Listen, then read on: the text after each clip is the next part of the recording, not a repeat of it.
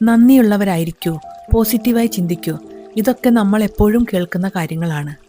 പക്ഷേ ജീവിതം പ്രതിസന്ധിയിലായിരിക്കുമ്പോൾ അല്ലെങ്കിൽ വലിയൊരു സങ്കടത്തിലൂടെ കടന്നു പോകുമ്പോൾ ഇത് കേൾക്കുന്നത് ഏറ്റവും അരോചകമായി തോന്നാറില്ലേ? എന്തിനാണ് ഞാൻ നന്ദി പറയേണ്ടത് എന്നൊരു ചോദ്യമായിരിക്കും അപ്പോൾ മനസ്സിൽ വരിക. വാസ്തവത്തിൽ ഇത് സ്വാഭാവികമാണ്. കാരണം നമ്മുടെ തലച്ചോറ് രൂപകൽപ്പന ചെയ്തിരിക്കുന്നത് നന്ദി പറയാനല്ല, നമ്മെ സന്തോഷിപ്പിക്കുകയുമല്ല തലച്ചോറിൻ്റെ ലക്ഷ്യം, മറിച്ച് സർവൈവലിന് വേണ്ടിയാണ്. അതായത് എപ്പോഴും നമ്മെ സേഫാക്കി വെക്കുകയാണ് തലച്ചോറിന് മുൻഗണന. അതുകൊണ്ടാണ് അപകടങ്ങൾ, പ്രശ്നങ്ങൾ തുടങ്ങിയ നെഗറ്റീവ് കാര്യങ്ങളെ തലച്ചോറ് ആദ്യം തിരഞ്ഞുപിടിക്കുന്നത്.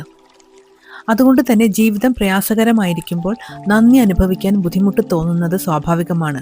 അതൊരിക്കലും നമ്മുടെ ബലഹീനതയല്ല, നമ്മുടെ തലച്ചോറിൻ്റെ പ്രവർത്തനം അങ്ങനെയാണ്. എന്നാൽ നമ്മുടെ തലച്ചോറിനെ റീവയർ ചെയ്യാൻ സഹായിക്കുന്ന ഏറ്റവും ശക്തമായ ഒരു സൈക്കോളജിക്കൽ ടൂളാണ് ഉള്ളിൽ നന്ദി അനുഭവിക്കുക എന്നത്.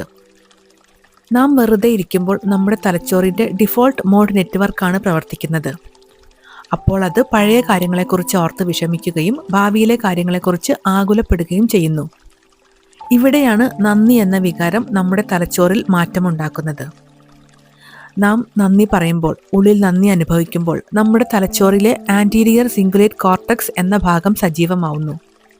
നമ്മുടെ വികാരങ്ങളെ നിയന്ത്രിക്കാനും മറ്റുള്ളവരോട് സഹാനുഭൂതി കാണിക്കാനും നമ്മെ സഹായിക്കുന്ന തലച്ചോറിൻ്റെ ഭാഗമാണ് ഇത്. അതായത് നന്ദി ഒരു വികാരം മാത്രമല്ല, പരിശീലിക്കുമ്പോൾ തലച്ചോറിൽ മാറ്റങ്ങൾ സൃഷ്ടിക്കാൻ കഴിയുന്ന ഒരു വ്യായാമമാണ്.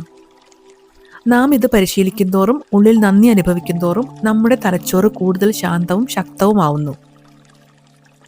പ്രശസ്ത മനഃശാസ്ത്രജ്ഞയായ ഡോക്ടർ ബാർബറ ഫ്രെഡറിക്സൺ മുന്നോട്ട് വെച്ച ബ്രോഡൻ ആൻഡ് ബിൽഡ് എന്നൊരു തിയറിയുണ്ട്.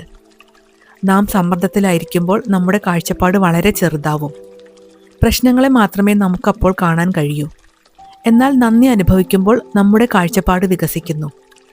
പരിഹാരങ്ങൾ കണ്ടെത്താനും അവസരങ്ങൾ തിരിച്ചറിയാനും നമ്മുടെ തലച്ചോറ് പ്രാപ്തമാവുന്നു. അതായത് നന്ദി എന്നത് നല്ല ദിവസങ്ങളിൽ മാത്രം ചെയ്യാനുള്ള കാര്യമല്ല, മറിച്ച് പ്രയാസകരമായ ദിവസങ്ങളിൽ ബുദ്ധിമുട്ടുകളെ തരണം ചെയ്യാനുള്ള ഒരു മാനസിക കഴിവാണ്. നമുക്ക് പരിശീലിച്ചെടുക്കാവുന്ന ഒരു കഴിവ്.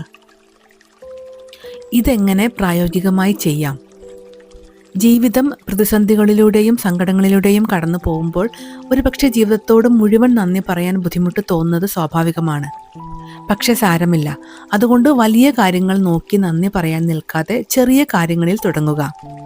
ഉദാഹരണത്തിന്, ഒരുപാട് സമ്മർദ്ദമുള്ള ദിവസം, കുടിക്കാൻ ലഭിച്ച ഒരു കപ്പ് ചായ, കിടക്കാൻ ലഭിച്ച സുരക്ഷിതമായ ഒരിടം, നമ്മെ സ്നേഹിക്കുന്ന ഒരാൾ, അല്ലെങ്കിൽ ഇന്നത്തെ ദിവസം അതിജീവിക്കാനുള്ള ശക്തി. ഇങ്ങനെ ഏതെങ്കിലും കുഞ്ഞു കാര്യങ്ങളിൽ നന്ദി കണ്ടെത്തുക, നന്ദി അനുഭവിക്കുക. അത്രയും മതിയാവും ഒരു തുടക്കത്തിന്. ഓരോ തവണയും നാം നന്ദി തിരഞ്ഞെടുക്കുമ്പോൾ നമ്മുടെ തലച്ചോറിനെ അപകടങ്ങളെയും പ്രശ്നങ്ങളെയും തിരയുന്ന അവസ്ഥയിൽ നിന്ന് സാധ്യതകളെ കണ്ടെത്തുന്ന അവസ്ഥയിലേക്ക് പരിശീലിപ്പിക്കുകയാണ് നാം ചെയ്യുന്നത്. കൃതജ്ഞത നമ്മുടെ എല്ലാ പ്രശ്നങ്ങളും ഇല്ലാതാക്കില്ല. പക്ഷേ ഏതൊരു പ്രശ്നത്തെയും കൂടുതൽ വ്യക്തതയോടെയും ധൈര്യത്തോടെയും ശാന്തമായും നേരിടാൻ അത് നമ്മെ സഹായിക്കും. അതൊരു മാനസിക ശക്തിയാണ്.